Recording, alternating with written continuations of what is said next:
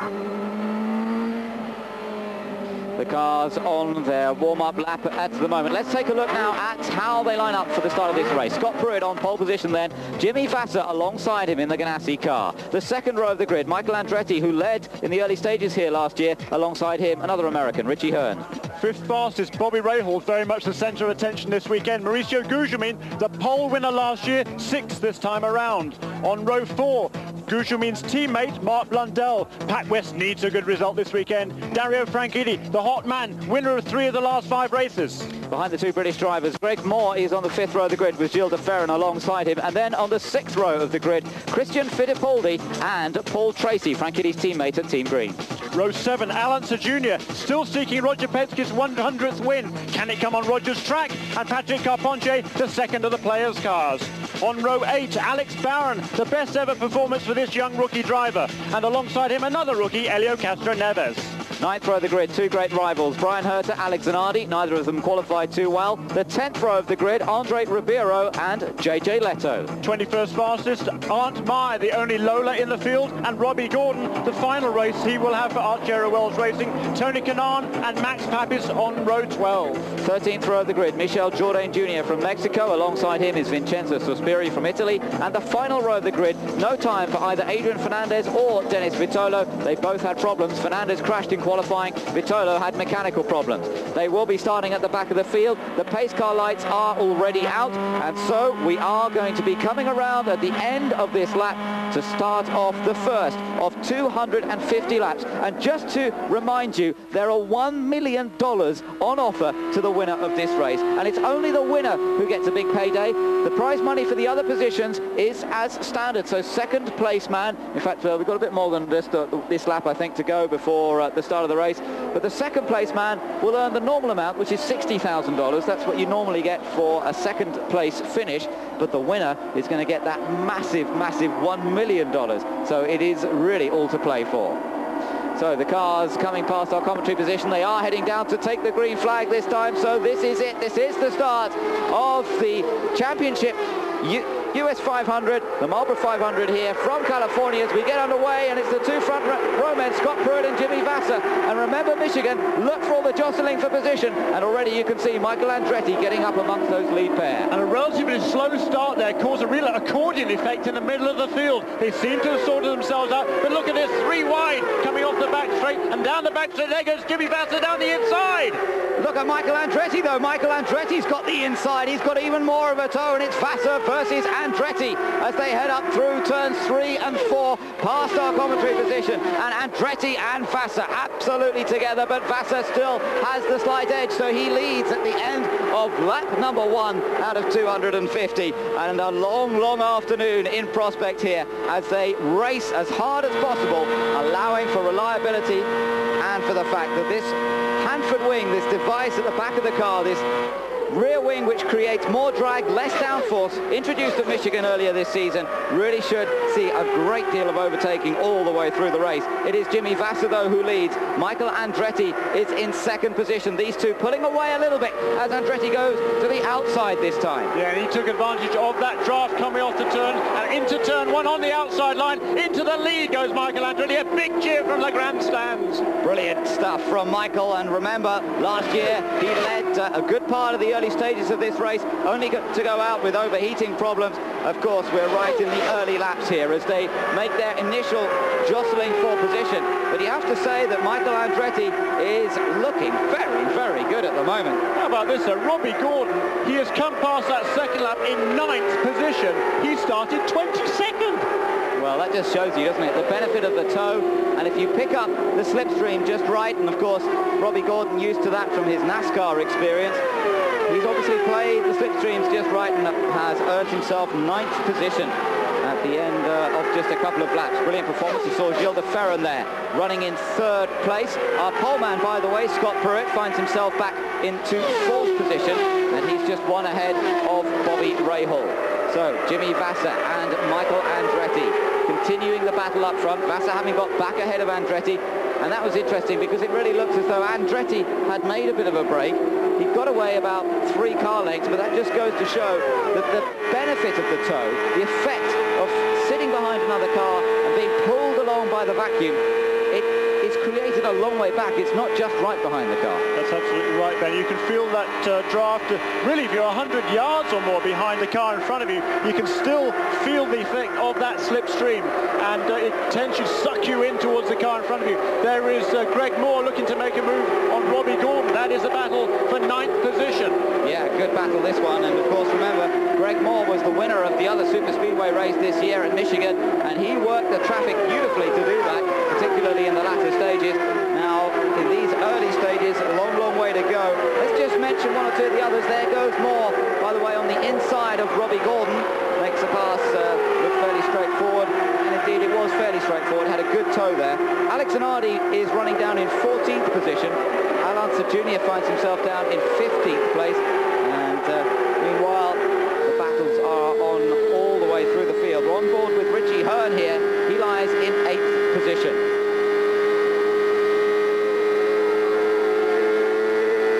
Running up the back stretch here, the part of the track where it's straight, and we've got a report of smoke from the back of the number 3 car, and that's Andre Ribeiro's machine.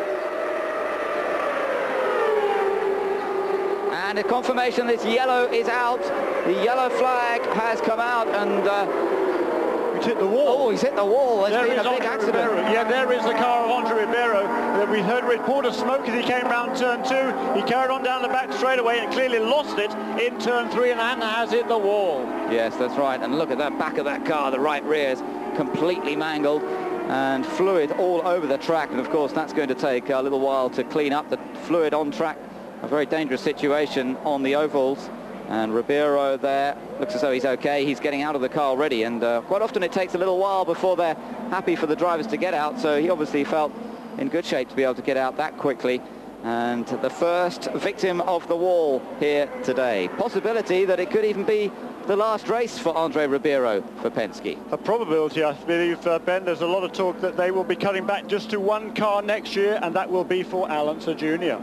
So Ribeiro, what will happen to him next year? We don't know yet, and sadly he's our first retirement in this race. And up front it's Alex Zanardi's teammate Jimmy Vasser leading Michael Andretti. Pace car light is out now. It's up to Jimmy to dictate the pace from this point onwards. He doesn't have to wait for the pace car to go in. He can just go for it whenever he feels like it. But he's slowed that pace right down on the back straightaway there, and he's going to try and get a jump on Michael Andretti and pull clear before he gets to the green flag. But it's certainly surprising perhaps that he slowed the field down quite that much. We can look out of our booth here in turn 4. We see the pace car pulling off, and at the same time Jimmy Vasser gets on the throttle to lead them. It gets a good jump on Michael Andretti through turns 3 and 4, getting ready for the restart. Lap 17 in the books. And the green flag waves as they come across start-finish line then. Vasser leading, Andretti in 2nd place. De Ferran very close behind Andretti in 3rd position. Interesting to see 2 Goodyear tired cars up there, although Gilles lost a little bit through turns 1 and 2. Wasn't quite as quick as Michael Andretti, and that just opened the gap up a fraction again. Remember, Goodyear have had 1 win only this year, and that was courtesy of Michael Andretti, the black car here in the opening race of the season at Homestead. And look how Andretti closed in there on the back straight. He took advantage of the draft and pulled right onto the tail of Jimmy Vasser. But you know, this racetrack is very similar to Michigan Speedway, but it's not quite so wide. The racing groove is not quite so wide. There's a little bit less banking here. That doesn't give the cars quite as much grip through the corners, and it's more difficult here to run side by side than it is at Michigan Speedway. Remember, this place was a brand new facility last year. It was actually 13 months ago, because the race this year being run a month later due to the extra races added to the calendar, and so a little bit different conditions. It's cooler certainly than it was last year. Last year was a blazing hot day, and that's part of the reason that perhaps that Michael Andretti had his overheating troubles. And of course, extra heat puts extra strain on the engines and on the transmissions. Today it's pleasant temperatures. It's around mid-70 degrees Fahrenheit. A pleasant day, but certainly not too hot, and that hopefully will help the reliability factor for all of the teams. Up front at the moment, Jimmy Vasser, and that draft not really working quite so well for Andretti, unless perhaps he's just content to sit in 2nd position. De Ferran still sitting in 3rd place, then Scott Pruitt in 4th, Guterman in 5th, Dario Franchitti is in 6th place, Bobby Rahal 7th, then Greg Moore 8th, Paul Tracy 9th, and Mark Blundell rounding out the top 10 so far. And Zanardi still a long way down the field. He's down in 15th position, and he lies some 9 seconds behind his teammate who leads so far. So the main thing that those drivers further back down the field have to be aware of is staying on the lead lap. That's right. They won't be too concerned at the moment about ultimate track position or even the speed they're going. They can just stick there in the draft, go with the flow, so to speak. It's a long way to go. 250 laps. That takes a lot out of the car, the engine, and the driver. You don't want to push too hard too soon. Scott Pruitt's there, just running in 4th place, being perhaps just a little conservative at this stage. There's no point in going completely flat out, hell for leather. Looking there at Bobby Rahal, and Bobby still running in the early stages and running in a good 7th place. He was delighted with the qualifying effort yesterday to qualify in 5th position again. He'll take us to the front.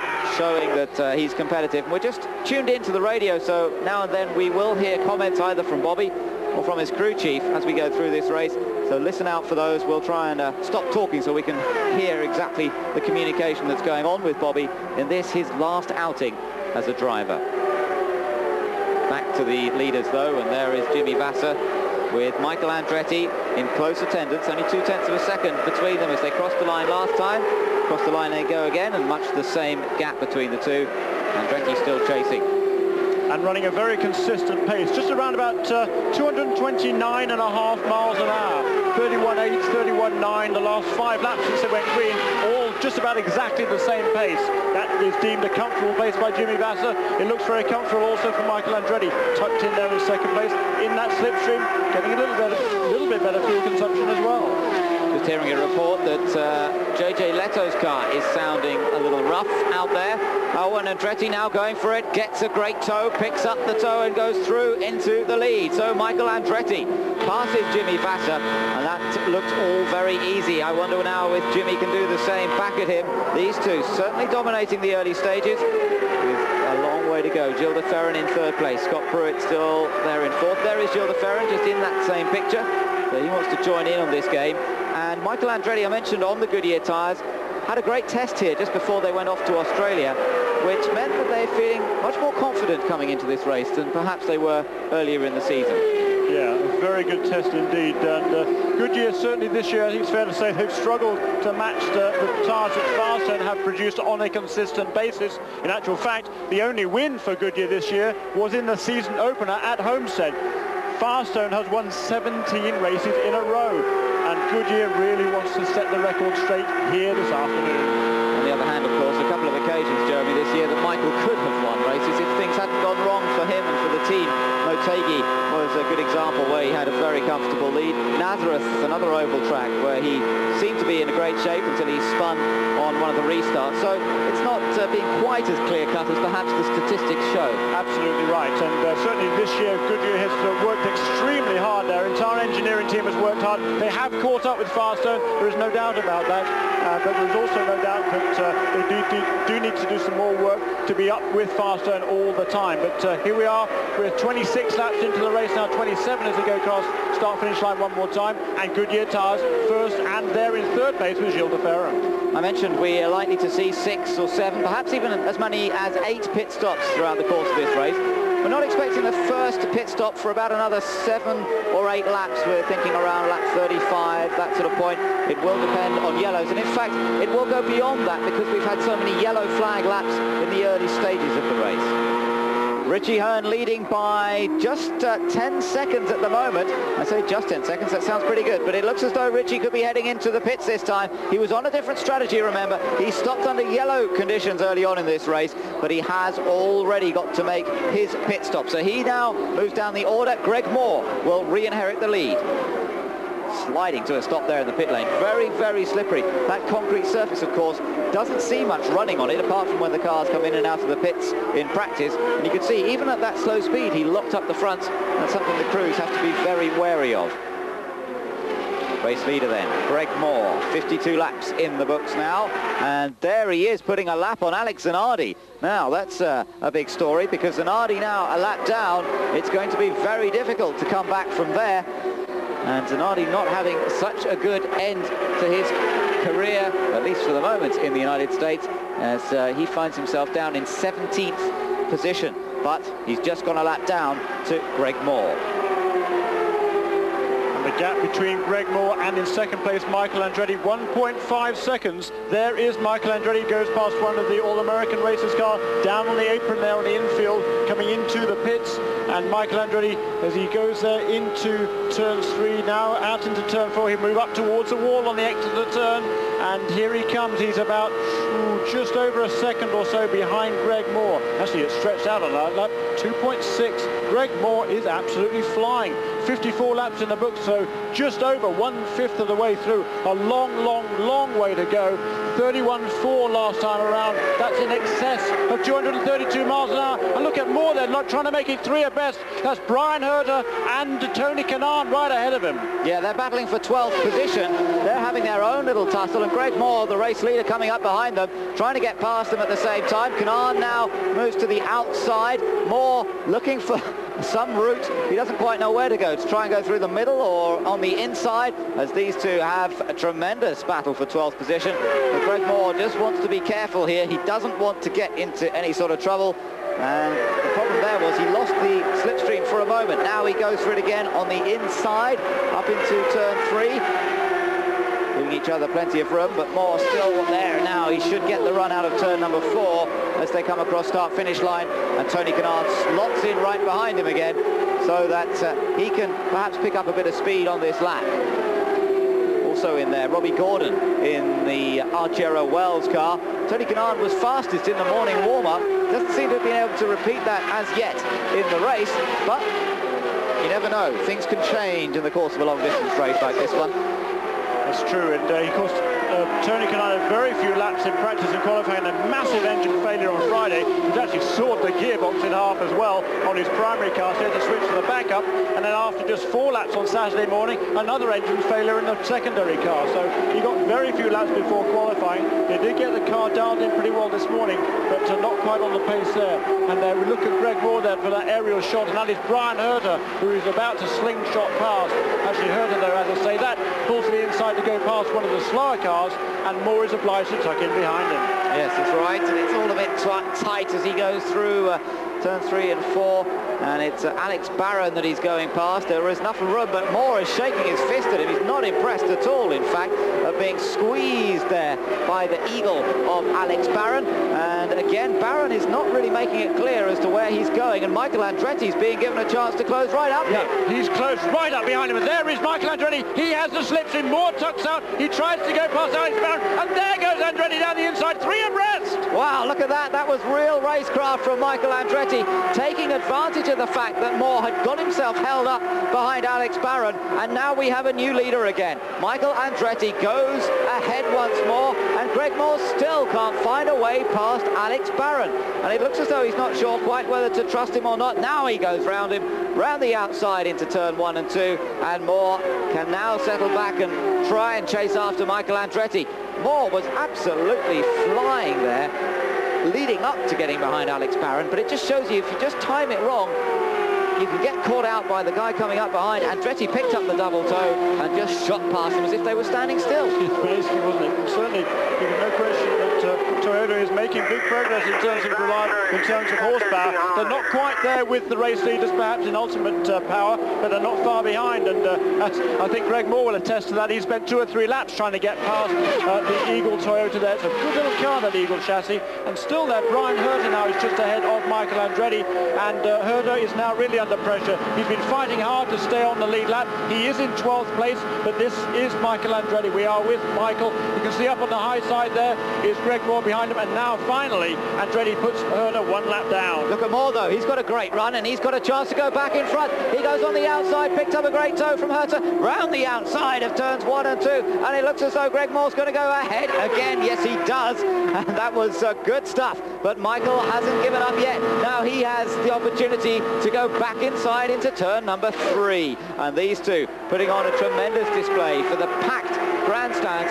enjoying the sunshine here in California and celebrating what is a tremendous tussle between Michael Andretti and Greg Moore on lap lap number 63. Jimmy Vasser is still in third. Meanwhile, Dario Franchitti has moved up the order. Franchitti is now in fourth position, so he's gained a bit of ground. In fact, no, third. He's just gone past Jimmy Vasser. So Franchitti making up ground, and this is a good drive on a super speedway, the sort of track that Franchitti, by his own admission, is not quite so comfortable with. The ovals is still, doesn't feel as though he's got them completely sorted out. I don't know if anybody ever completely sorts them out, but he's up to third place. Andretti is race leader. Greg Moore is in second.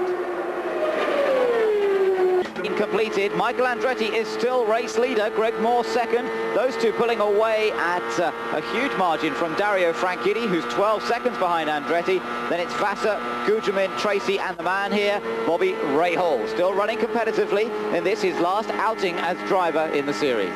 Very competitively. Car number 7 in 7th position. Right behind him is Mark Blundell, having one of his best rides of the season. And there they fly past, I think that was Max Papis' MCI car, and the Lola of Arndt Meyer. So down low into turn 3 goes Bobby Rahal, really running nicely this afternoon. Yes, using all the experience that he's gained in 17 years of competition at this level. And, well, a very popular driver, as we saw earlier on in the programme, the way that he was celebrated this morning after the warm-up. Tremendous sight, everybody joining in, giving him a bit of a tease, but also giving him a great deal of applause. And Bobby Rahal will be sadly missed as driver, but of course he'll still be around running the team, and Max Papis will replace him in that number 7 car next year. So that'll be an interesting challenge for the Italian. He's shown well in his couple of years over here with the Arciero Wells team, and Papis will now have the chance with one of the top teams. They took their first victory a few races ago at Laguna Seca with Brian Herta, but surely they're capable of many, many more race wins, and Max Papis will be hoping perhaps to pick up from Alex Zanardi as the top Italian in the championship. There's the gap though. Rahal is some 20 seconds behind race leader Michael Andretti at this stage in the race. Andretti and Moore still battling, but Franchitti in third place, although Franchitti 13 seconds behind Greg Moore, so there's a big, big gap there. Now then, look at this. Greg Moore looks as though he was just playing the game patiently. He's decided to go past again. Michael down low, though, coming into the pits. Now, this is interesting. Why would Michael be coming in this early? It's only about 30 laps since he last came in. Yeah, that's no slightly adjustments, just 4 tires and fuel. 4 tires and fuel, so there's Ed Nathman there, the team manager. But certainly slightly earlier for Michael Andretti. He's been running pretty consistently there, 31.9, 32.0 last couple of laps around, and I'm certainly slightly surprised he would come in this soon. Well, into the pits. Reset the fuel meter, Michael. Reset the fuel meter. Being asked to reset the fuel meter. Get all the fuel in there, guys. Yeah, it could be that either they didn't get all the fuel in last time, or maybe he didn't reset the fuel meter, so they didn't get a proper read on fuel consumption first time around. They've already run him out of fuel once this year. That happened to Motegi in Japan. That cost him a potential race win there. So better err on the side of safety here. Bring him in a couple of laps early. As long as there isn't a caution now, that won't hurt him too badly. But almost certainly he will have lost a lap by making that pit stop. And into the lead goes Greg Moore. Yeah, I would tend to agree with your assessment that they were perhaps being careful, because the pit stop took 10.8 seconds. It was a shorter stop. It didn't need quite so much fuel, perhaps, or perhaps they didn't know quite how much had gone in that first stop. I think that was the problem. We're hearing from the pit lane they weren't quite sure whether the full amount had gone in on the first stop, and that's why they brought him in a little bit early. Yeah, they say 4 gallons short from what he really needed on that first stop, so that would explain why he erred on the side of safety this time around. He came in probably 5 or 6 laps earlier than he needed to. 1.8 miles to the gallon you have to get. It's the fuel consumption you get. You're probably getting closer to 2 miles on this racetrack in actual fact. So 35 laps or so would be about right for Michael Andretti. He comes in after 30. That's fair enough. And as I say, as long as there isn't a caution, he'll be fine. Greg Moore then is fairly comfortable race leader now, with Dario Franchitti having moved up into second place. There's Tony Kanaan coming out of the pits in the inset. Kanaan running further down the order though, and he was running actually in 14th place right before that. He was behind Robbie Gordon, who's having a very good run for Arciero Wells Racing. But look at that big knot of cars there, and around the outside goes Greg Moore across the line. That is lap 75, but boy, that was a awfully tight. It was pretty close, but Moore has a comfortable advantage over Dario Franchitti, although Franchitti is into the pits apparently. So Franchitti choosing this time to make his pit stop. There he is. We can see him just coming past our position here to make his way into the pit lane as Greg Moore continues round and overtakes Helio Castro Neves. There is Franchitti. It looks as though Patrick Carpentier, meanwhile, has had various problems. He was in the pits earlier. They had the engine cover off and he's been back into the pits again. So the other Forsyth car, teammate to Greg Moore, Patrick Carpentier, not having a very good day today. Carpentier was last year's Rookie of the Year. He beat this man, Franchitti, to the Rookie of the Year title. There's no doubt which of them has had the better 1998 season. Franchitti battling for second place in the championship here, remember. And second place he holds after the last race in Surfers Paradise. He's got to do well in relation to Jimmy Vasser here today to make sure he holds on to second place in the series. 12.9 seconds there for Dario Franchitti. It's a little bit longer than you would think. Around about 12 seconds is the norm for these cars, so I didn't see whether there was a problem there on the switchover. But here we are again on board now with Bobby Rahal, and still right behind Bobby is last year's winner here, Mark Blundell. Looking there on the inside, side by side, and through, taking the position is Mark Blundell. So he moves up into fifth place, and this is a more competitive showing from both Pac West cars. We've got Maurizio Guterman in fourth position, Mark Blundell up to fifth, but look, no, Bobby perhaps coming back at him, decides against it then in the end. He seemed to have a bit of a run, then decided to lift off. You see Bobby's being very patient out there. He's not really trying that hard in these early stages. 4. Pit calls being brought again, and perhaps Bobby due to come in fairly soon. Scott Pruitt in behind Bobby Rahal. He was the pole sitter, remember. One or two other cars coming into the pits. Jimmy Vasser is in, and Scott Pruitt now gets a chance to pick up the tow and take that fifth position from Bobby Rahal. Straightforward pass into turn number 1. Some good racing going on down here all the way through the field, and there is, here now though, is Jimmy Vasser, the second place car into the pits. Yes, important stop as Greg Moore is out there still, hasn't come in for his second pit stop. Michael Andretti was the first to make that second pit stop, remember. Now we're seeing the other leaders come in, no yellow flags to help them, and away goes Jimmy Vasser once again. Now there's a whole number of them coming in. I've seen Tracy come in, but Pruitt's come into Ferran also into the pits. A whole gaggle of cars. There is Paul Tracy making his way down to the Team Green pit. Disappointing season for Paul Tracy, and their race leader, Greg Moore, into the pits as well now. Slides in a little bit as he comes in. You've got to be so careful on this concrete. It's so dusty and very easy to make a mistake and slide out of shape coming in. The fuel goes in. Wait until all of the fuel is in. 12, 13 seconds before he actually gets going again. But that won't make too much difference at this point. He had a healthy lead coming into the pits, and once it's all settled down again, except for those on a different strategy, Moore should be ahead of his main rivals. Here's a replay. Just watch this, little bit slippery coming in. You can see he's coming in fairly quickly, locks up the left front, and the back end slides around a little bit. His pit crew member there just sneaking out of the way, and everybody getting into position safely, but it is tricky down there. It is, because he won't worry about the lock-up on that left front wheel, because they're changing the tyres in any case. But here there is a battle for the lead. That's the Pac West duo, and Guterman did hold the lead, but no longer. There goes Mark Blundell. Well, here's something. Mark Blundell leads a race in 1998. We thought we weren't going to see that after they've struggled throughout the season. But Blundell, who won here last year, he snatched the lead with 10 laps to go from Jimmy Vasser when Greg Moore's engine blew up. They thought there was going to be a yellow flag. Well, at least Jimmy Vasser thought there was. He backed off a fraction, and that allowed Blundell to take the initiative and come through to take his third win of the season.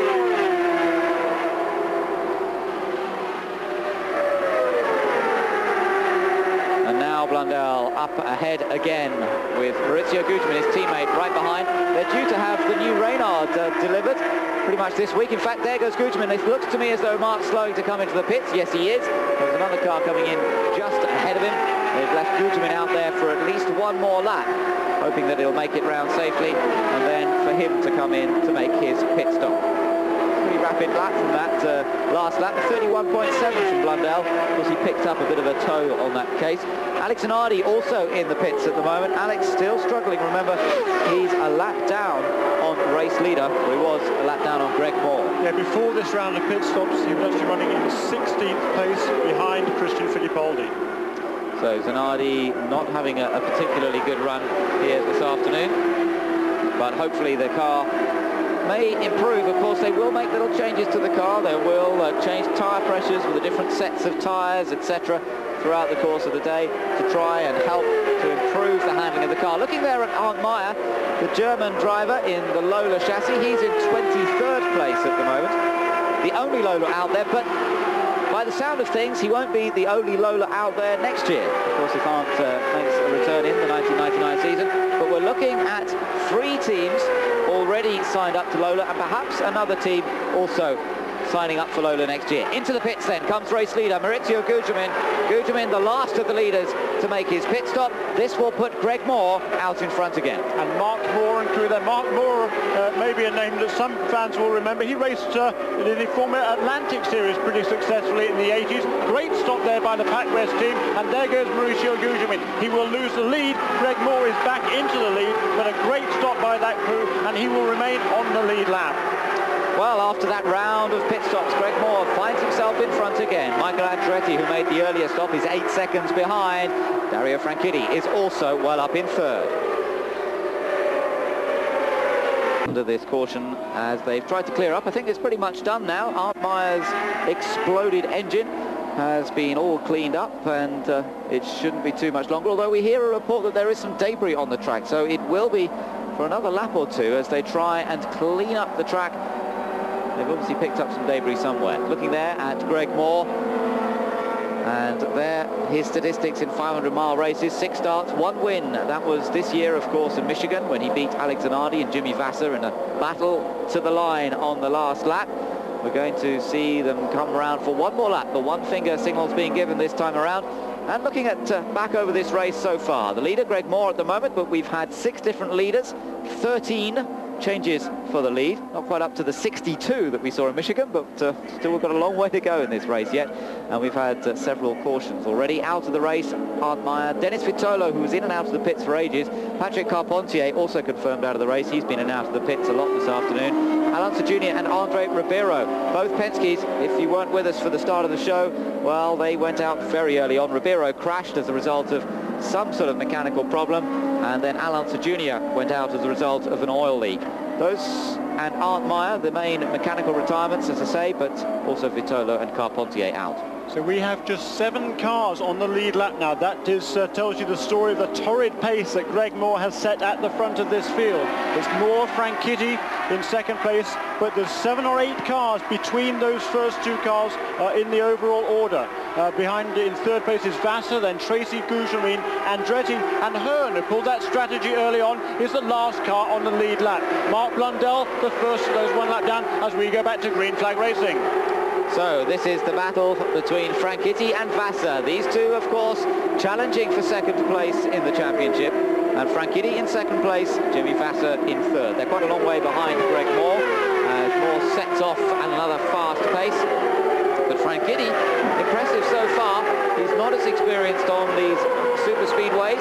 Only his 2nd year of competition in America, of course. And he raced on them last year, but he didn't race this race last year. He missed the Fontana race after contractual disputes with Carl Hogan, who ran the team that he drove for last year.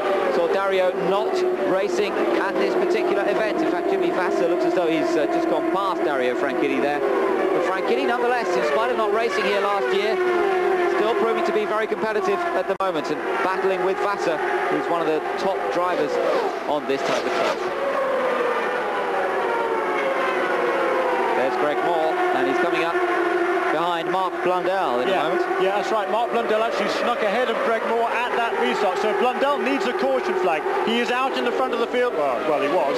He was on the lead lap, no longer. There into turn 1 on the inside goes Greg Moore. So Mark Blundell, he's in the same position on the racetrack, 8th position, but he is now 1 lap down again. Frustrating for Blundell. He's got exactly the same equipment as Greg Moore. The Reynard chassis with the Firestone tyres and Mercedes-Benz power, but he just doesn't have that handling, perhaps the tuning of the car quite as good as Greg Moore at this point in the race. Moore is certainly very tuned into driving the ovals. He loves the oval tracks. He loves driving at this sort of speed and tuning the car. It really is tiny, tiny amounts of tuning. They change the ride height by just a fraction of a millimetre, and it can make all the difference between a good car and a bad car. Here's Scott Pruitt also going past Mark Blundell. Pruitt currently running in 9th. In fact, that moves him up into 8th position now. Some good dancing going all the way down the field. They come past here 2 abreast. Ooh, there's 4 or 5 battles, 2 abreast. They come past us in turn 4. And here is Scott Pruitt there with a big toe on Greg Moore. He's trying to get that lap. Yeah, trying to get back on the lead lap. This would be impressive, wouldn't it? For the man who set pole position yesterday. And Scott Pruitt really looks in great shape here today as he tries to get back onto the lead lap. Greg Moore seemed to have the pace of everybody. Suddenly he's found somebody who can draft with him, and is staying with him very much as they come out of turns 3 and 4 and head down to cross the line. We've just completed 100 laps. This is lap number 101, and Pruitt goes to the inside, makes it look all too easy, and the Ford-powered machine goes ahead. So Pruitt onto the lead lap, but remember, he's still down in 8th place. He's not the leader of the race, but he is onto the lead lap now. Yes, he is. He won't be able to pull away, of course, because there goes Mark Blundell looking to the inside of Greg Moore in turn 3. Not enough room there. As we talked about earlier on, there's not quite so much banking here as there is at Michigan Speedway, and it is much more difficult to go 2 abreast into the corners. You have to make your pass coming off the corner or going in early, so to speak. You can't just dive in at the last moment and take advantage of that full amount of the slipstream. But look at his there, a little bit high there goes Gilles de Ferran, but he's amongst his battle at a 1 lap down as well. Tell you what's interesting though is Dario Franchitti's in there, and he's only 0.6 of a second now behind Greg Moore. Moore doesn't seem to be quite so fast on this stint since that last yellow flag, and Franchitti very much keeping pace with race leader at this stage. So Franchitti second, Jimmy Vasser is not far behind in 3rd place. So 4/10 between Moore and Franchitti, then another 1.5 seconds back to Jimmy Vasser as we ride with Gilles de Ferran here. But Gilles is a lap down, he's in 10th place. You're right, to Dario Franchitti, there he is 3rd in line. There is Scott Pruitt, there is Greg Moore, there is Dario Franchitti right behind Greg Moore. And Dario Franchitti, he learned so much in that race at Michigan Speedway earlier this year. He wasn't very comfortable going into the race. The handling wasn't too good for much of it, but he learned a heck of a lot. And well, we're seeing this afternoon how much he learned. He's the hot man in the series. He's won 3 of the last 5 races. He hasn't yet won on a super speedway. Could this be the day, Ben? Well, long way to go yet, Jeremy, to find out. 146 laps to go in this race, and as I mentioned earlier, reliability, major factor here. But meanwhile, good battle there between Jimmy Vasser and Paul Tracy. Tracy, of course, is Dario Franchitti's teammate, and if anyone is desperate for a good result to finish the season, surely it's the Canadian, Paul Tracy. He's had a torrid time this year. The switch from Penske to Team Green has not worked out as well as it should have done. Barry Green still believes in him, still believes that Paul Tracy can be the man to win races, but Tracy really has got himself involved in far too many incidents this year. Yes, he has, but he's driving a beautiful race this afternoon. He's been not in the picture too much. He's been hanging back, laying low, keeping a low profile. That's what he needs to do. He's got to be around at the end of 250 laps. It's no good running up at the front early on. It's at the end you need to be running strong, as, by the way, Tony Kanaan comes into the pits, the rookie driver. Another unscheduled stop for the Tasman team. So Scott Pruitt on board with him at the moment. Pruitt in 8th position. Just looking back at Greg Moore, but of course Pruitt back onto the lead lap. That's the crucial thing. Look at Franchitti though. Franchitti looking to the inside and taking the lead from Greg Moore. Or is he? Moore comes back at him on the outside again. These two absolutely together as once again the effect of the slipstream. And Franchitti ran very wide there, didn't he? Looked to me as though lost a little bit of front downforce, and that made him run right up to the wall. He's got to play it carefully at this point in the race. Doesn't want to take too many risks, but he had a good run going there, and it was a good chance to go through. Yeah, that was a wake-up call for Dario Franchitti. He knows now exactly what happens when he gets closer than behind and is not able to make the pass. He tucks him behind now, and I think we'll see him stay there for a while. Yes, perhaps that will be the only attempt for a few laps here as Moore continues to lead. Positions, Franchitti in 2nd, Vasser in 3rd, Paul Tracy in 4th. Stay with us here. Well, Dario Franchitti, as you say, perhaps a little bit concerned once he tried to make that move. Certainly seemed to run very wide indeed up towards the wall. Pruitt hasn't managed to get away any further from Greg Moore, although maintaining that pace out front without the benefit of anyone to tow him around. So it does just show you that Pruitt's car is working extremely well, but now perhaps Moore is beginning to pick up that tow again, and now he will have a chance to slipstream past either this lap or the next lap. Yeah, they're both running about the same sort of speed, 31.6. That's just about 231 miles an hour average speed, that is, around this racetrack. Just 231. They're doing over 240 on the straightaways here, but on the corners, they just scrub up a little bit of speed. They really don't lift out of the throttle much at all, but they just ease off a little bit, turn it into the corner, and 231 miles an hour average speed. It is phenomenal. As the cars come past our commentary position on the outside of turn 4, you can feel the air move. The wake of these machines at this sort of speed really is very apparent, and nothing like this in European racing. The speeds we see on the super speedways consistently running up at 230, 240 miles per hour, very, very impressive. And you can just see the crowd are lapping this up at the moment. Greg Moore, our race leader. Look at Tony Kanaan. He's down the field because he's been lapped at least once, if not twice, in fact, by a race leader. He had another pit stop recently, remember, but still able to run at a decent pace now that he's up to speed again. Dario Franchitti looking to slipstream past Tony Kanaan in the background there. Franchitti goes to the inside, and it looks as though Kanaan gave him plenty of space. So Franchitti holds his second position. Greg Moore comes round here to complete lap number 112.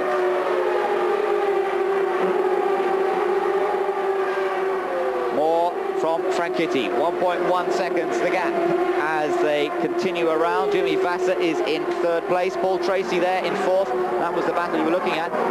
Here again we're looking at Franchitti just at the bottom of the picture, then in the background. Oh, there's been a blow up, somebody's blown it big time.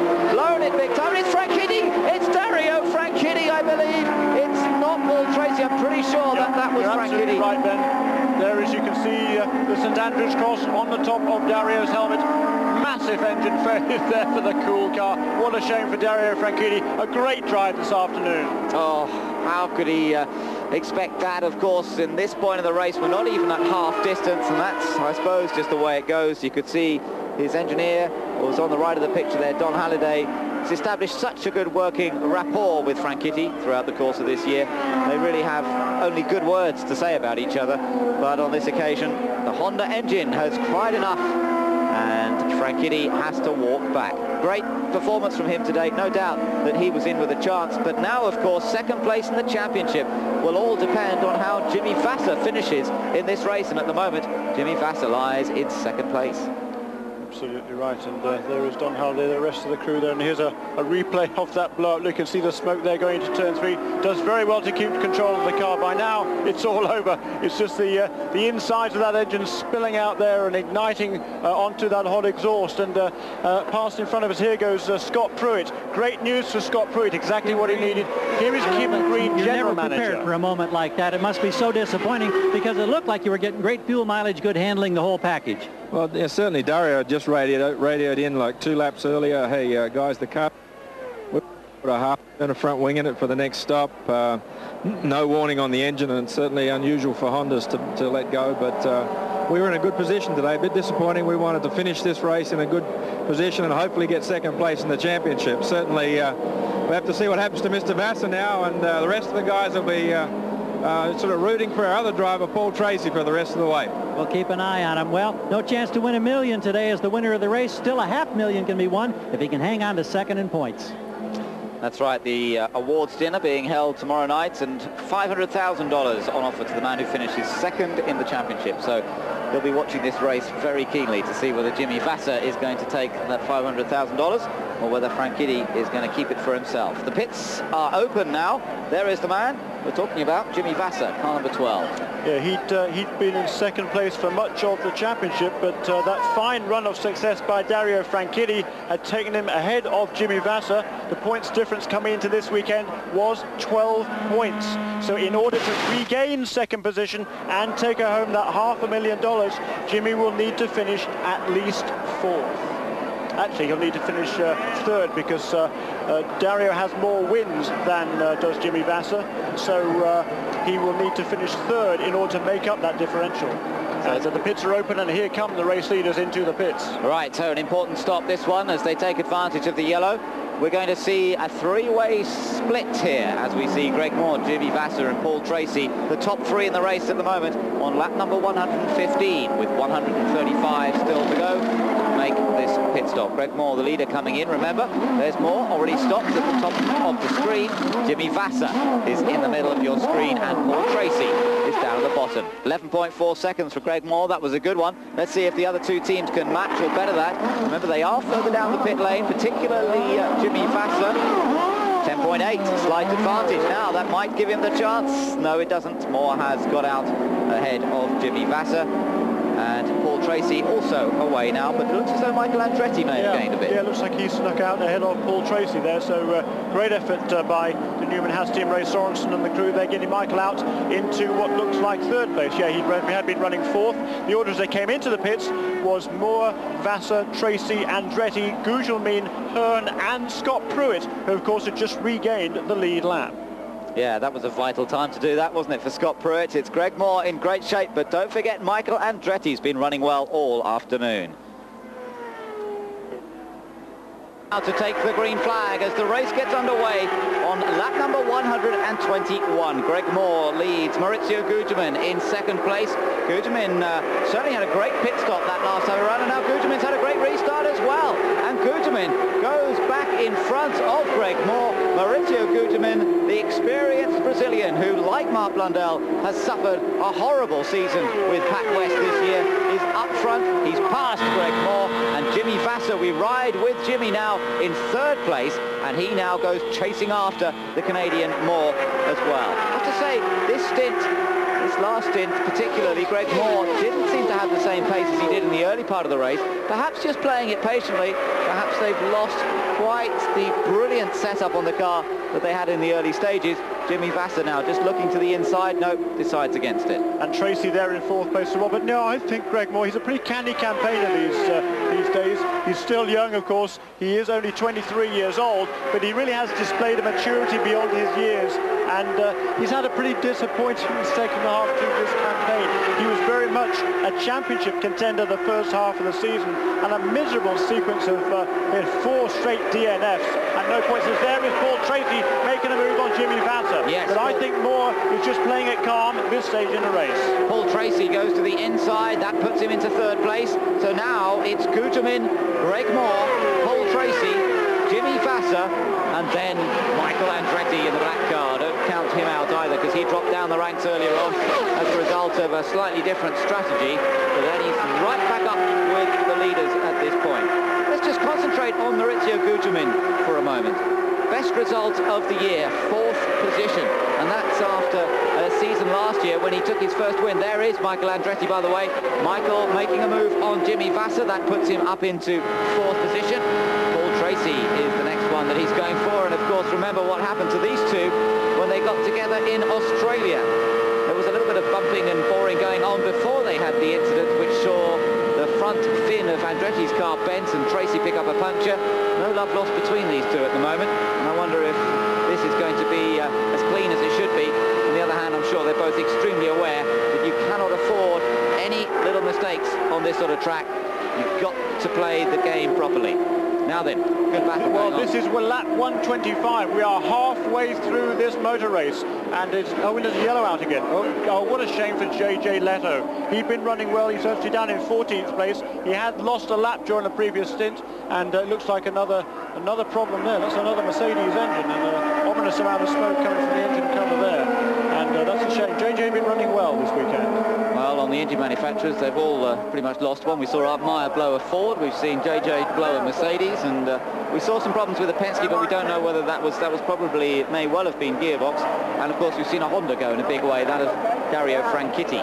So we'll just have to wait and see. And of course, this yellow is exactly what Messrs Zanardi, Fernandez and Robbie Gordon just needed. They really needed this yellow. Now they can make a pit stop and have a full amount of fuel, and and in fact they'll have another, at least 6 or 7 laps of fuel over the other front-running contenders as well. So brilliant news for those guys. Yeah. And we will have 10 cars on the lead lap, and pretty much all of them will have most of, or almost a full tank of fuel. So we've got quite a race building up here this afternoon. Yes, good tactics from Zanardi, Fernandez and Gordon, or from their teams respectively, the Ganassi team, the Patrick team and Argiro Wells. And there is the pit for Adrian Fernandez, all set and ready. Now remember, Adrian started at the back, right at the back. He was on the last row of the grid after an accident in qualifying yesterday. He was setting fast warm-up times, but he then crashed before he'd even set one flying official lap. Adrian therefore had to start at the back. He's gradually worked his way up the order. Thanks to this strategy, he's on the lead lap. He's up to 9th place. Looking good for the Mexican. But into the pits comes Alex Zanardi as well. Adrian Fernandez has come in just behind him, and then Robbie Gordon has come in just behind him as well. Yeah, the pits are open this time around, so only the cars on the lead lap can make a pit stop this time around. That is those 3 cars. And there we see Adrian Fernandez peeling into his pit. Ahead of him there is Alex Zanardi. But there is Mike Sales' crew that will work on Adrian Fernandez's car. And they've played some super strategy this afternoon. A little bit of good fortune involved. You need that in motor racing, Ben, don't you? You always do. You always do. As Robbie Gordon gets away in the background there, Fernandez gets away, and he should just beat him out. But what about Zanardi? Oh, he's a bit slow away, isn't he? Just across the line ahead. Oof, he made that out only narrowly. Zanardi was in front of these 2 coming into the pits, but he was very slow. Looks as though there was a problem actually pulling away out of his pit lane. Let's hope that that doesn't signify something more serious. They do all get out of the pits onto the track. It's Gugelmin race leader here, just over half distance. Moore second, Tracy in third. Ready for the restart once again here. It'll be lap number 193 as they all get ready to go once again, and it's Maurizio Gugelmin who is going to lead them round. The man who took the pole position here last year at a record speed, a closed circuit record speed of anywhere in the world, over 242 miles an hour, but straight away it's Greg Moore who, no it's not, in fact it's Gilles de Ferran getting his lap back. That's interesting, as Greg Moore was a little further back than that. There's Michael Andretti and Michael and Jimmy Vasser and Alex Zanardi, that is. That is a battle for 3rd and 4th place there with Michael Andretti on board here, and Gilles de Ferran actually was 2 laps down, so trying to regain one of those 2 lost laps. Yes, he's been surprisingly off the pace today, Gilles de Ferran, but if he can get out ahead of Maurizio Gugelmin, then he might be able to get his lap back. And as they flash past down into turn 1 and 2, the sun just beginning to drop away, and the light really disappears very quickly. It's 3 o'clock in the afternoon here in California, but by the time it gets to about 5 p.m. the sun just disappears very quickly, and a fairly low sun for the drivers to have to deal with, in fact, going up the back stretch now. Bobby Rahal in that little group, he is running in 12th position in the overall standings, but of course some of the leaders are up amongst them. De Ferran still ahead of the race leader. De Ferran still trying to get himself onto that lead lap. Well, not the lead lap, but to be 1 lap down only. And battles between Moore and Andretti there. Look, side by side, Greg Moore and Michael Andretti in the battle for 2nd place. And the lap car now of Bobby Rahal, and Michael Andretti pulls to the inside. Ooh, jeepers, look at those 2. There's Alex Zanardi on the dirt on the inside, and Greg Moore, and Zanardi gets past Greg Moore. Does he get past Michael as well? Yes, he does. Amazing. Right, so here they come. But is it Zanardi or is that Greg Moore as they flash across our position? I think that's Vasser, actually. I think it's Jimmy Vasser who took that position. Jimmy Vasser, who's moved into 2nd position. Maurizio Gugelmin then it is who leads. It's pretty confusing with the lapped cars in amongst them. There, I think, is... No, that's Vasser still. Vasser there ahead of Rahal, who's been lapped. Then Michael Andretti. And... as they head down that back stretch, then it's Greg Moore, and then I think Alex has joined into that group. That's right. There is, if you look at that, there's Paul Tracy there and Alex Zanardi, but it's very, very close, this lot. It's pretty confusing, and the lap cars in there don't help. That's the confusing bit, because you see the race leader, Maurizio Gugelmin, and still ahead of him is Gilles de Ferran. The light as well makes it difficult to identify the cars. They get the reflections on the bodywork of the cars, and it's very difficult to pick out the distinct colours. Alex Zanardi and Paul Tracy virtually side by side. Tracy moving out of Rahal slipstream in a very sudden manoeuvre across, but those two are both running well ahead of Greg Moore on the outside there. Yeah, Greg Moore is falling back actually. He was second place at the restart. He is now back to sixth place. So, well, call that fifth place, fifth and a half, I'd say. So close, Zanardi and Moore there, but somehow there just didn't seem to be room for them both, and they still made it round safely. And now Zanardi's dropped back a little bit. He lost a bit of the toe there, and so now he's got to work hard to pick it up again. Meanwhile, Greg Moore's picking up the toe from the lapped car of Bobby Rahal. Coming down on the inside is Brian Herter, but he's not featuring on the lead lap. He's also a couple of laps down.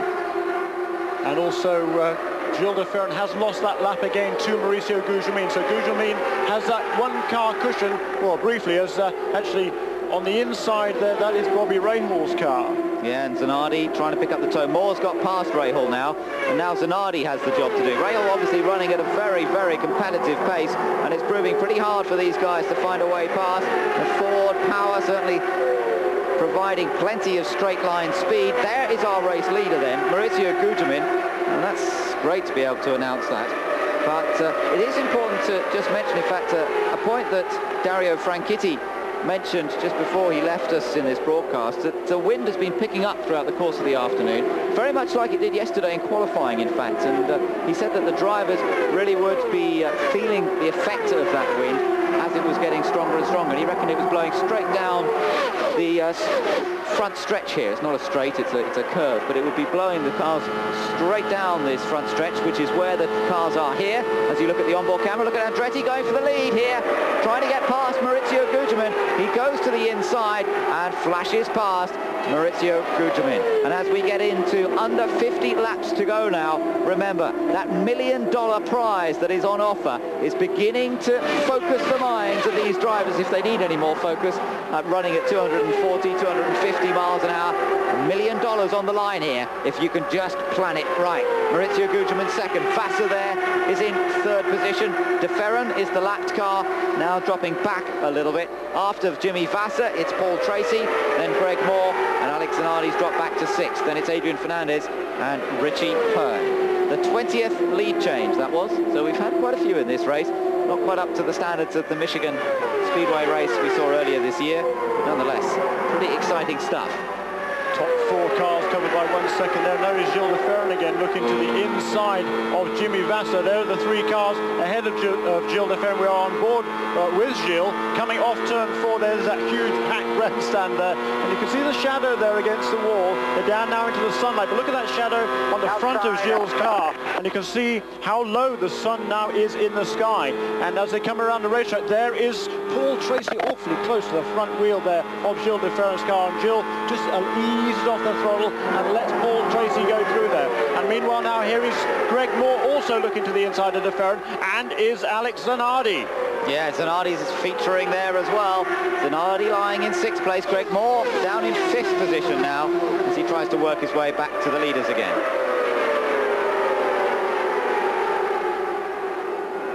Well, where do you look next? It's pretty difficult. Vassar's just gone past Gugelmin, so now it's Michael Andretti leading. Vassar in second place. Third position. Paul Tracy is in fourth place. Greg Moore in fifth. Then the lapped car of Gilles de Ferran, and it's Alex Zanardi in sixth. Look at Tracy. Tracy's down the inside of Gugelmin. Makes that look very easy. So now Tracy moves up into third position.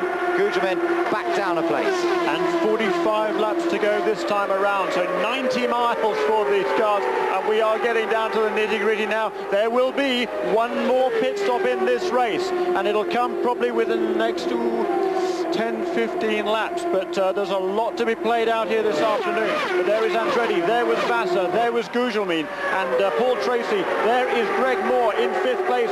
Right behind him there is that is Gugelmin behind Moore, so those two changing positions again.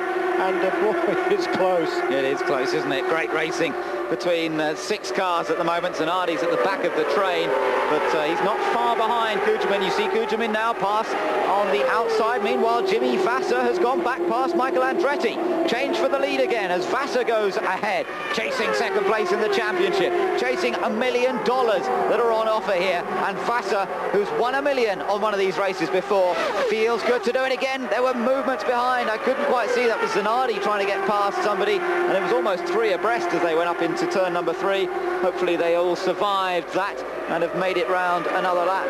And Andretti it is in second place now behind Vassar, with down on the inside Greg Moore trying to get past Paul Tracy. And yeah, there is Paul Tracy there, and Greg Moore, Vassar, Andretti, Tracy, and Moore there onto the back straight, followed by Gugelmin. And Andretti, he is looking strong, but Jimmy Vassar, as we saw there, just moved past him. Jimmy Vassar, he's driven a beautiful race this afternoon. He's not done anything out of the ordinary. He's maintained a good, steady pace all day long.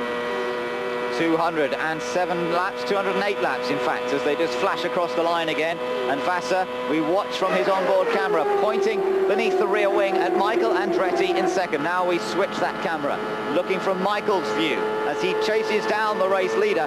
1 pit stop still to go, remember, but the excitement really beginning to build here. We've got 6 cars at least, perhaps even as many as 10 cars, all in with a chance of winning this race. Yeah, and Mark Blundell, he just moved past Richie Hearn into 7th place. Next in his sights will be Alex Zanardi. So Blundell is beginning to move forward again, the second of the Pac West cars. They've had a miserable season, but they've both run very, very well today. That is Gugelmin and Blundell.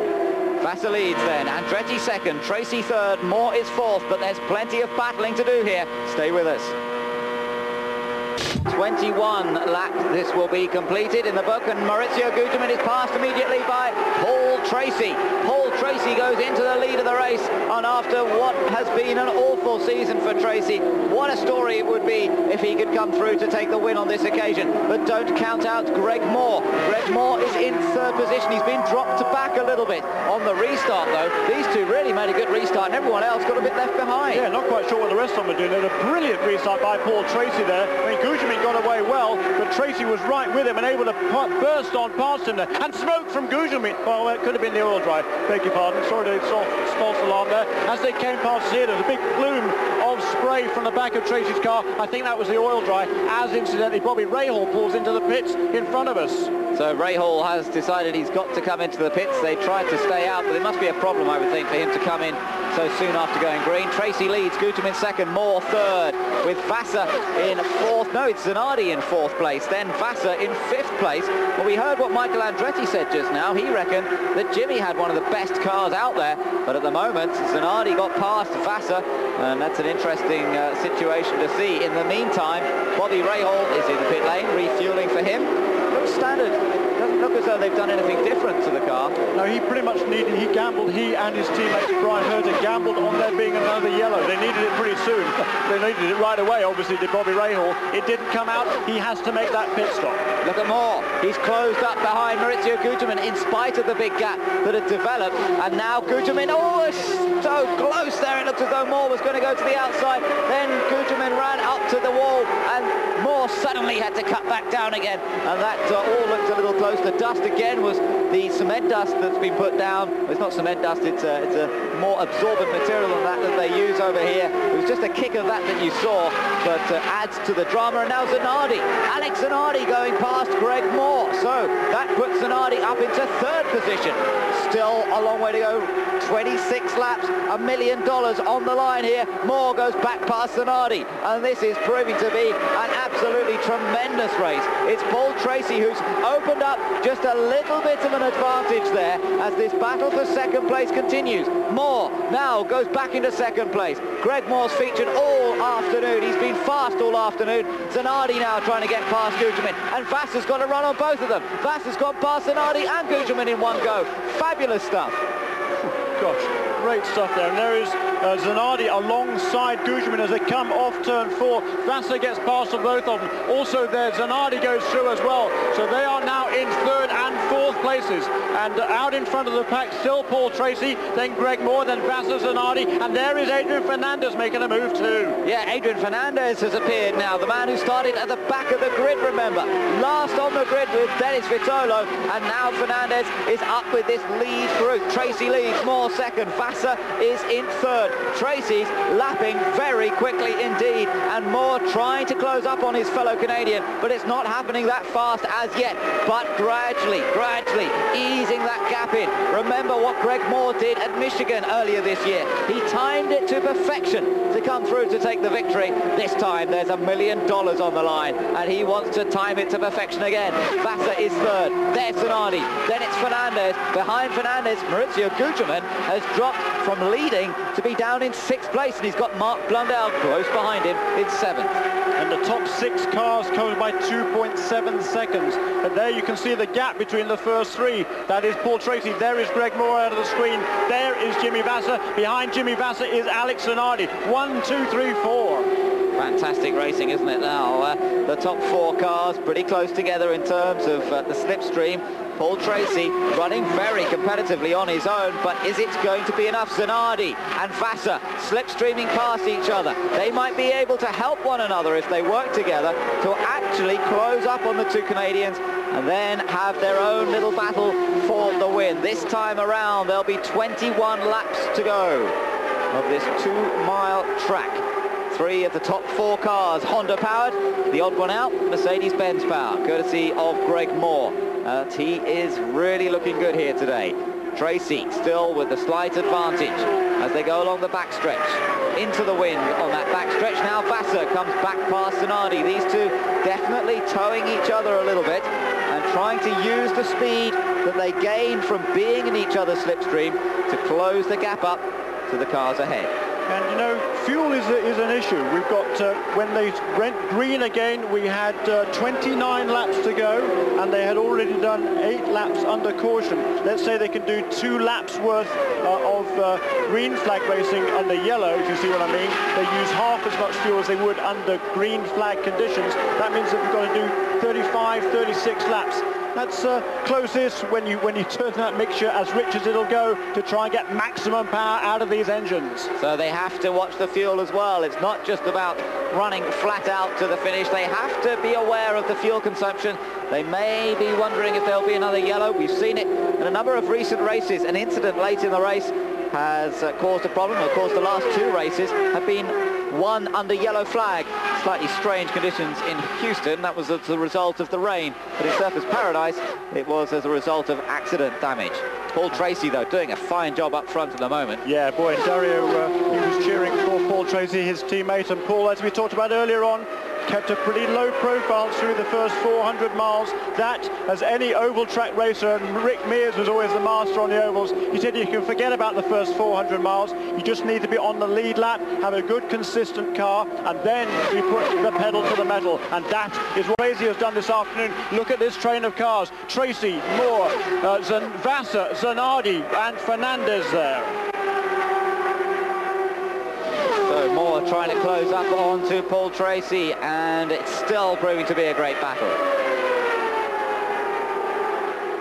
Now Moore getting a little closer. We hear that Greg is saving revs a little bit. He's still using 6th gear, the highest gear he can, trying not to rev that engine too hard. He might still go to that, of course, in the last lap or so. He doesn't want to blow up with 10 laps to go as he did last year when he was leading this race. And talking of blowing up with 10 laps to go, Brian Herder just made a pit stop. I could say he'd been running very strongly. He'd moved his way past Mark Blundell, and then he had to make a pit stop because, of course, he did not stop under that previous sequence. So he needed to go on around, and he then made that stop and back in the sequence now, but 1 lap down. Tracy still manages to control the pace here. No one has been able to close up and really pick up the toe in the last few laps. Is Paul? Oh, there's a blow up. It's debris for De Ferret. It comes from the tyre, that smoke, isn't it? Or was it from the engine? Hard to work out. Say from here, but certainly must be the engine. Otherwise, the tyre is still up. Apparently, we had a spinner in turn number 2. Mark Blundell. There he is. Blundell spun in turn number 2. And that has led to some incident there with Gilles de Ferran. The yellows are out, and the leaders will all concertina together for the final blast. Now there are 15 laps to go.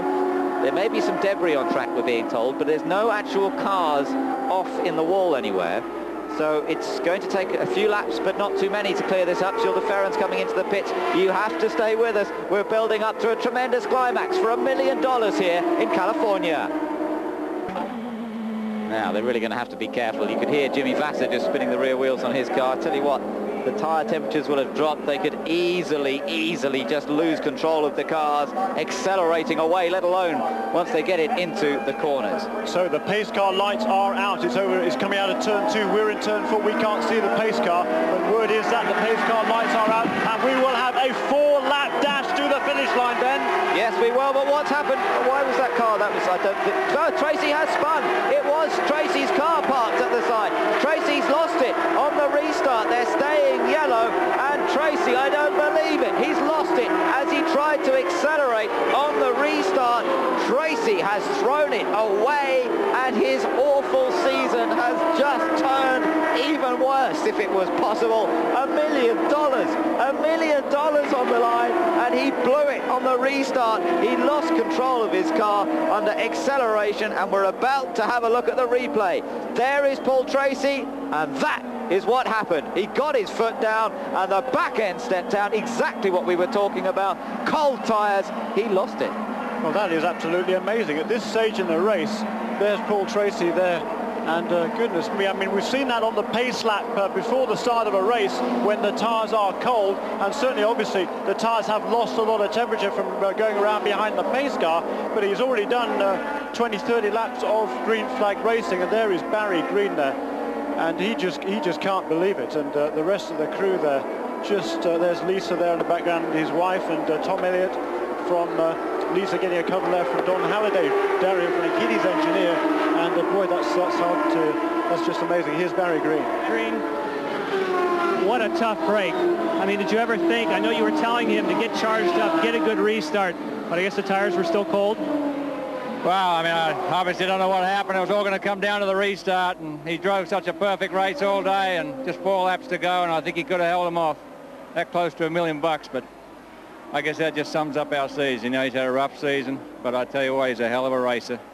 He'll be back really strong next year. We'll be back real strong next year, so now, what are you going to do in a situation where you're not even sure? I mean, he's been banned from the first race of the season. How can you get him pumped up for a whole new season? We'll be back next year. We'll be real strong. This kid is very, very good. Dario Franchini's very, very good. The team is excellent right now. We'll be back with a big punch next year. Thanks, Barry. Well, how can you describe the disappointment that they must be feeling at this point? They are going to get one finger this time by. What will that give them? 1 lap? Yeah, 1 lap, Ben, and it's a shame, you know, that car was well out of the way. It really wasn't going to cause an accident, even if anybody else had spun off there and hit it. It was on the inside of the racetrack, and hard to imagine it really causing any problems there. A shame, perhaps, that they weren't able to get it out of the way in 1 lap and get going for at least a 2-lap dash to finish. But 1 lap is what it will be. They come past here to take, that is lap 248. And look at this first 3. This looks awfully familiar. Greg Moore, Jimmy Vasser, Alex Zanardi. That's exactly how the US 500 finished in July. Amazing, isn't it? The same 3 cars. Would you credit it? Moore, Vasser, Zanardi, the same 3 who battled on that last lap. Greg Moore timed it to perfection to come through and take the win, and he has definitely got the advantage here. He is in the lead. He can determine the pace as they come round, and he will set off in just a moment. The pace car light is out. From now on, they are racing. And when Greg decides to go for it, everyone else goes for it as well. And can he hold it? Can he keep it under control? Look at them trying to find the right position. They will have a lap and a half once they really start to go for it. Moore begins to pick it up, and away they go. And Vasser in 2nd place, Zanardi in 3rd. This is it. This is the battle is on now for 1 1/3 laps. They come out of turns 3 and turn 4. As they go across the line this time, the white flag will be shown, which indicates just 1 lap to go. And Vasser goes to the outside. Vasser goes to the inside. Zanardi on the inside now, and Vasser's in the lead, and Zanardi's in 2nd place. Moore is back down to 3rd, but now Moore's perfectly lined up to pick up the toe as they come out of turn 2. Zanardi trying to protect his position. Moore goes to the outside and takes that 2nd place, or does he? Vasser's in the lead. It looks like Vasser's going to win $1 million. They come through turn 3, turn number 4, and for the 2nd time in his career, Jimmy Vasser is going to win $1 million. Jimmy Vasser wins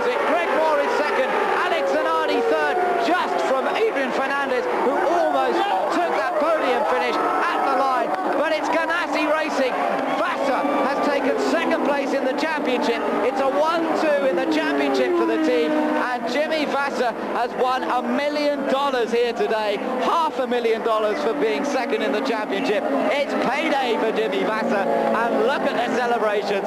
Zanardi and Vasser, Greg Moore lining up on the inside, and well, the same three who fought for it in Michigan, they fought for it here in Fontana, and this time Jimmy Vasser came on top. There's Chip Ganassi being correct. That's his father on the right hand side. Barry Sheen down there as well, a former motorcycle world champion, of course, this weekend. Cheering on that team, there is Chip Ganassi, and say the background there, Floyd. He's always in the background, is Floyd. What a character that man is. He is wonderful. He is the guy that made the money for this family, and Chip Floyd Jr. taking advantage of that, putting together this fantastic race team, and Jimmy Vasser taking full advantage this afternoon. The reliability record that these guys have built up is just astounding, and their performance as well. How do they do it? Time after time, race after race, they are always there. Jimmy Vasser, Alex Zanardi, first and third in this race, first and second in the championship. They've won the last 3 championships. What more can you say about this team? Not a lot, and there goes Jimmy Vasser, and just elation for him, of course. He won the championship 2 years ago in '96. There he is, waving to all the fans, and it'll be a really popular victory. Jimmy Vasser is a native Californian. He lives now in Las Vegas. Even that's not too far away. And Jimmy, he's been outshadowed perhaps by Alex these last couple of years, but he has contributed so much to this team. And listen to the crowd. They love it, don't they? They've just seen a man win $1 million, and they are lapping it up. And what a tremendous finale. And well done to CART for getting those cars cleared up out of the way so that we did get that last lap dash to the flag. It really made it happen. It was fantastic to see. And Vasser, well, Michael Andretti predicted it, didn't he? He said he had a great car. Vasser came through for the win. And he is such a star on the ovals, fast on the road courses as well. But that's his 3rd victory of the season. Brilliant stuff from Jimmy Vasser. Greg Moore second, and Alex Zanardi third.